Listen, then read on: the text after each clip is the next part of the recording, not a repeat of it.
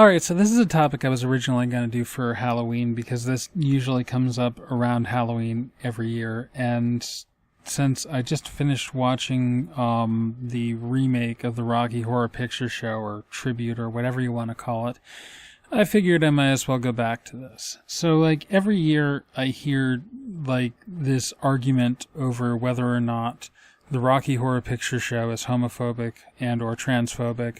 So I'm going to take the position that it is, or at least contains, transphobic elements and arguably homophobic elements as well. And I don't want to get into detail on why that is, specifically because that would make the video like an hour and a half long. So just accept for the moment that this is my position and run with it. Just run with it. At current count, I own 2 copies of the movie, DVD and Blu-ray, and 4 copies of the soundtrack. 2 of them are actually the same version. One was a gift, so I didn't actually buy it twice. But I have the movie version, the Roxy version, I forget what the 3rd version is, and an assortment of various versions of the songs. I even have the Glee version of Hot Patootie Bless My Soul, because John Stamos is better than Meatloaf. Pretty much everyone is better than Meatloaf. You might say I'm a bit of a fan. So why am I bringing this up? Well, one of the common arguments that I see against it being homophobic or transphobic or whatever shade of GSM phobic you want to call it, is, you know, well, I'm gay, bi, trans, pan, whatever, and I like it, so can it be transphobic? Well, yeah, it can. I grew up in the 1980s and the 1990s. Whether I'm an 80s kid or a 90s kid really depends on your perspective. But the major point is that I grew up in an environment where there wasn't a lot of LGBT positive stuff out there, period. Especially not for a kid or a teenager. Things have improved somewhat, and actually I'll probably talk about that in the future.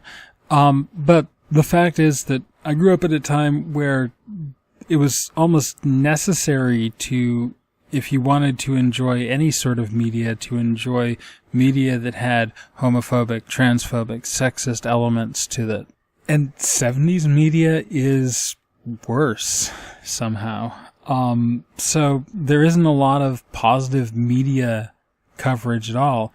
And it's understandable that people are going to latch on to anything they see, even if it's not necessarily a good version. I mean, I was 14 or 15 when a couple of friends showed me a illegally copied VHS of the Rocky Horror Picture Show for the first time in the safety of their bedroom.